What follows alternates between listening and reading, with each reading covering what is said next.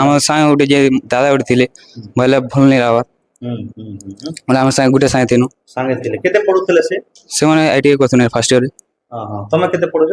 ମୁଁ କହିଲି first year sir ବୋଲେ ସାଙ୍ଗେ ରହୁଥିଲ ସହପାଠୀ? ହଁ ଠାରୁ କ୍ରିକେଟ ଖେଳି ଯାଇଥିଲୁ ସାଙ୍ଗେ କ୍ରିକେଟ ଖେଳିଲୁ ସକାଳୁ ଉଠିଲା ବେଳେ ତାପରେ ଖାଇ ଚାଲ ବୋଇଲୁ ନାଇଁ ଉଠିଲା ତା ଭଣ ହେଲା ଶୋଇଥ ବୋଇଲୁ ଆମ କ୍ଲାସ ଗଲୁ ପଳେଇଲୁ କ୍ଲାସ ଗଲା ବେଲେ ଆମେ ଏମିତି ଗଲା ବେଲେ ଏମିତି ହେଇଗଲା ସିରିୟସ ଏବେ ଅନୁଷ୍ଠାନର କିଛି ଅବହେଳା କିଛି ଅଛି କି? ନାଇଁ ନାଇଁ ଆମେ ଅବହେଳା କିଛି କରିନୁ ତାକୁ ଅନୁଷ୍ଠାନର କୌଣସି ସାର୍ ତାକୁ ତ ସେ ବହୁତ ଭଲ ପିଲାଟେ ଥିଲା ନା। କୌଣସି ସାରଙ୍କର କୌଣସି ନାଇଁ ନାଇଁ ମାନେ ବାବା କି ଟର୍ଚର କିଛି ନାଇଁ ନାଇଁ ସିଏ ସେଇଟା ତ ନାହିଁ ସେ ବହୁତ ଭଲ ବହୁତ ଅନୁଷ୍ଠାନରେ ଅଛୁ ଯେନ୍ଟା କି ଗଭର୍ଣ୍ଣମେଣ୍ଟ ଆଇଟିଆଇ କଣ୍ଟାବାଞ୍ଜି କଲେଜରେ ଅଛୁ ଆଉ ଇନେ ଗୋଟେ ଅଭାବନୀୟ ଘଟଣା ଘଟିଛେ ଯେନ୍ଟା କି ଦୁଃଖଦ ଘଟଣା ଆଜି ଜଣେ ପିଲା এবং আমি মুই সিধাসলখ চিত্র দেখামে এটা সেই অনুষ্ঠান গভর্নমেন্ট আইটিআই কণ্টাবাঞ্জি সরকারি শিল্পতা অনুষ্ঠান কণ্টাবাঞ্জি তো পিলা ক্যাঁ কাজে মলা এবং কি তার উপরে কেন মানকর অবহেলা আছে বা তার পারিপার্শ্বিক অবস্থা বা তার ব্যক্তিগত ভাবে কাଣା হয়েছে সম্পূর্ণ ভাবে আমি যেন ছাত্র মানকর সহিত রহুতলা তাঙ্কু বি আমি পচরামা এবং শিক্ষা অনুষ্ঠানর যে প্রিন্সিপাল অছন তাঙ্কু বি আমি পচরামা এবং সেই অনুষ্ঠান যেন অনুষ্ঠান কি ছাত্র ছাত্রী মানকর ভবিষ্যৎ গঠন করা যাচ্ছে কিন্তু কোনসি পারিপার্শ্বিক অবস্থারে কোনসি পারিপার্শ্বিক নেইকি তাঙ্কর প্রসঙ্গ বর্তমান সামনাকে আসছে তেবে নিহাতি ভাবে ইতার উপরে আমি আলোচনা করমা যেন মানে তার সহপাঠী থিলা যে তাঙ্কর সঙ্গে রহুতলে সে ছাত্র ছাত্রী মানকু আমি পচরামা আউ ইতার উপরে নিহাতি ভাবে গোটে নিরপেক্ষ তদন্তর আবশ্যকতা আছে কাজে কি গোটে অপূরণ পরিবার কাজে গোটে অপূরণ ক্ষতি হয়েছে যেন ক্ষতি কি আউ পূরণ নেই পারে আউ শোকাকুল পরিবার শোকাকুল পরিবেশরে ইতার গোটে সম্পূর্ণ নিরপেক্ষ তদন্ত করা যাও এবং আগামী পর্যায়ে যেতেবেলে এই প্রকার ঘটনার ব্যতিক্রম নিও সেটা আমি মোর সমস্যা স্ক্রিনে আমি নিবেদন করমু এবং কণ্টাবাঞ্জি নির্বাচন মন্ডলী যেতে বি শিক্ষা অনুষ্ঠান আছে যেনটা কি ছাত্র নিবাস ছাত্রী নিবাস আছে প্রায়তঃ কোনসি কারণবশত ছাত্র ছাত্রী মানে আত্মহত্যা উদ্যম করুছন আত্মহত্যা করুছন কিন্তু কারণটা অস্পষ্ট রহুছে তেবে এই তার নিরপেক্ষ তদন্ত কেনতা করি হই পারবা কেনতা করি ছাত্র ছাত্রী ভাল করে পাঠ পড়ি পারে সে উপরে আমি নিহাতি ভাবে আমি সবুলে চেষ্টা করুছু এবং লোকলোচনকে আনুছু আমি সেই অনুষ্ঠানর ছাত্র ছাত্রী পিলা মানে অছন সেমানকু আমি পচরামা আউ বুঝমা কাଣା হইছে এবং আজি কেতেবেলর ঘটনা তার দেহান্ত হয়েছে তো কেতেবেলর ঘটনা হইতলা কাଣା হইতলা এটা 9:30 আড়টা আমি যদি কেতেবেলর ঘটনা এটা সকাল সকাল কেনতা হলা এটা আইলে ମୁଁ ଟଏଲେଟ ଗଲି ଯିକିନି ଆଉ ଗୋଟେ ହେଲେ ସେମାନେ ଭେନ ଗଲେ ଦେଖିଲେ ଯିକିନି ଶୋଇଥିଲେ ସକାଳେ ଉଠାଲେ ବି ନି ଉଠି ମାନେ ଅଚେତ ହେଇଯାଇଥିଲେ ହଁ ସକାଳୁ ଝାଡ ପଳାଇ ଆଉ ତାପରେ ମାନେ କିଛି ମାନେ ଆତ୍ମହତ୍ୟା ନି করে ନାଇଁ হঠাৎ শরীর বিগড়ি গলা নাই হঠাৎ শরীর বিগড়ি যেতলা অচেত হই গলা তারপরে কেনতা গলো তারপরে স্যার কি কহিমনো ସାର୍ ମାନେ ଆମ୍ବୁଲାନ୍ସ ସାର୍ ମାନେ କହିଲୁ ଆସିଲେ ଆଉ ଆମ୍ବୁଲାନ୍ସ କଲ୍ କଲେ ଆଉ ହସ୍ପିଟାଲ ନେଲେ ଏବେ ଗୋଟେ ପିଲା ଇ ପ୍ରକାର ଗୁରୁତର ଅବସ୍ଥାରେ ପଡଲା କେନ୍ତା କିଛି ହଷ୍ଟେଲ କର୍ତ୍ତୃପକ୍ଷ କିଛି ଇତି ମାନେ କୌଣସି ଅବହେଳା ଅଛି ବୋଲି ନାଇଁ ନାଇଁ ସାର୍ ନାଇଁ ସାର୍ ତାର ନିଜର ସ୍ୱାସ୍ଥ୍ୟ ଖରାପ ହେଇଥିବା ତାର ନା କେନା ସୁଦିତ କୁମାର ନାଗ କେନ୍ ପାଖେ ସେ ରହୁଥିଲେ ଇନେ ରହୁଥିଲେ ବେଡ ନ हाँ तो आम निहाती भाव में ग्राउंड जीरो रे अच्छु आ से हॉस्टल अस्थायी हॉस्टल रे अच्छु जेन हॉस्टल रे कि छात्र छात्री पढ़ुचन एवं छात्र छात्री तांकर भविष्यत का जे से माने पाठ अध्ययन करूचन आ निहाती भाव में परिवार प्रति गोटे अपूरण क्षति होइछे जेनटा कि जड़े जवान पिलार जेन आईटीआई करुवा पिलार देह असुस्थ है ताकू हॉस्पिटल नियागला तापे हठात तांकर माने देहांत होइछे निहाती भाव में दुखद घटना एवं इटा गोटे जहाँ हेले भी ई अंचल रे गोटे दुखद घटना अच्छे जेनटा कि गोटे छात्र तांकर देहांत होइछे एवं परिवार प्रति अपूर्ण क्षति होइछे मुई सीधा सलख देखामी इटा सही हॉस्टेल इटा से छात्रावास जेनटा कि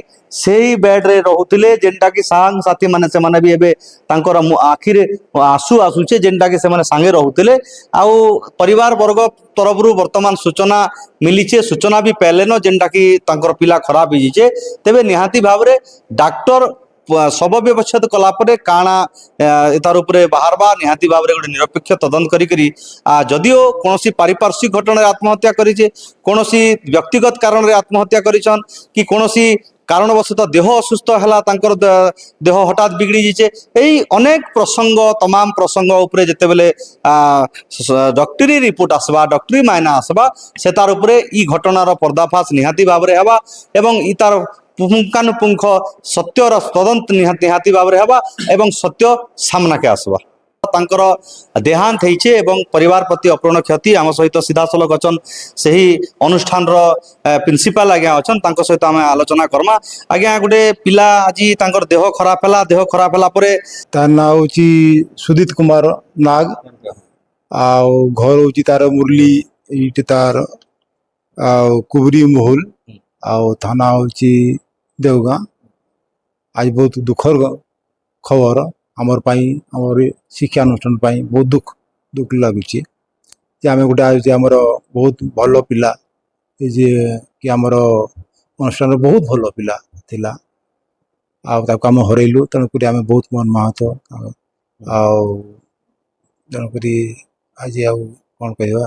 ଆଉ ତାର ଦେହ ଖରାପ ଥିଲା କି ଆଗରୁ ଏନ୍ତା କିଛି ଥିଲା? ନାଇଁ ନାଇଁ ନାଇଁ, ଆଗରୁ ତାର କେବେ ଦେହ ଖରାପ ନଥିଲା। ଏବେ କାଲି ସେ ଖେଳୁଥିଲା, କ୍ରିକେଟ ଖେଳୁଥିଲା। ସେ ଦେହ ଖରାପ ଥିଲା ଆପଣ ମାନେ କହିପାରୁନ୍ତି? ନାଇଁ ନାଇଁ ନାଇଁ, ସେମିତି ନାଇଁ। ସେ ତାର ସବୁ ସେୟାର, ପୁରା ସୁସ୍ଥ, ସମସ୍ତଙ୍କ ସାଙ୍ଗରେ ସେୟାର କରେ, ସମସ୍ତଙ୍କ ସାଙ୍ଗରେ ହାଇ ହ୍ୟାଲୋ କରେ। ହଠାତ୍ ଗୋଟେ ଛୁଆର ଦେହ ଅସୁସ୍ଥ ହେଇଯିବାଟା କାହାକୁ ଆପଣ ଆଉ ତ ସେଇଟା ତ କହିବା ନାଇଁ ଦେହ ଅସୁସ୍ଥ କଥାଟା।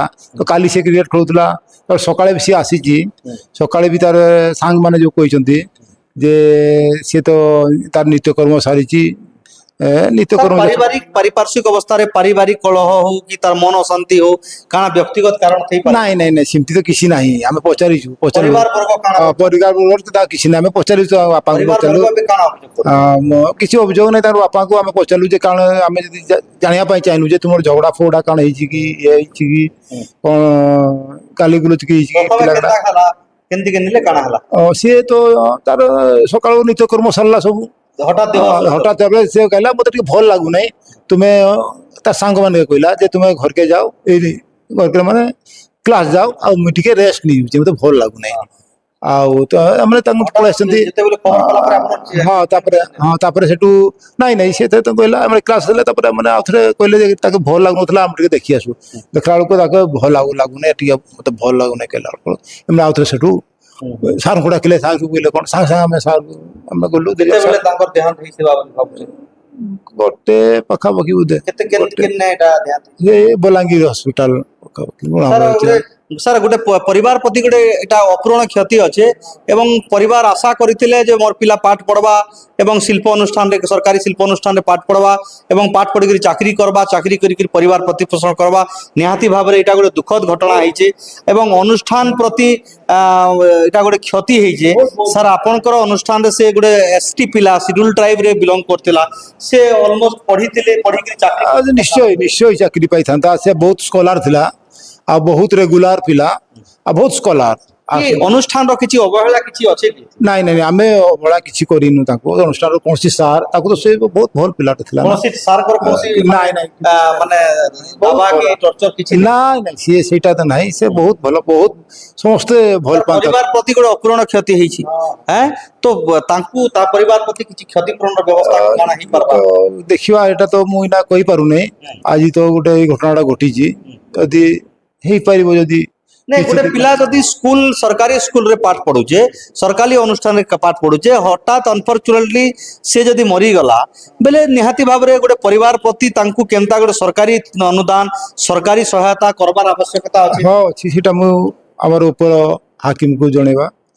ଆଉ ଯଦି କିଛି ଯାହାର ଥିବ ତାହେଲେ ସେଇଟା ଆମେ ପରିବାର ପ୍ରତି ତ ନିହାତି ଭାବରେ ଆମେ ଆଲୋଚନା କରୁଥିଲୁ। ଆମ ସହିତ ସେହି ଅନୁଷ୍ଠାନର ପ୍ରିନ୍ସିପାଲ ମହୋଦୟ ଥିଲେ ଏବଂ ସେ ବି ଦୁଃଖ ପ୍ରକାଶ କରିଛନ୍। ଆମେ ସବୁବେଳେ ଗ୍ରାଉଣ୍ଡ ଜିରୋରେ କାମ ଆମେ ପ୍ରେଜେଣ୍ଟ କରୁଛୁ, ଗ୍ରାଉଣ୍ଡ ଜିରୋରେ ରହୁଛୁ ଏବଂ ସତ୍ୟ ସାମ୍ନାକୁ ଆଣୁଛୁ ଏବଂ କୌଣସି ଲୋକଙ୍କୁ ବ୍ୟକ୍ତିଗତ ଆକ୍ଷେପ ନି କରିକିରି ଆମେ মোর সমস্যা সৎকু সামনাকে আনবাকে কোশিশ করুছে, চেষ্টা করিছে এবং আমি আলোচনা করতুলু।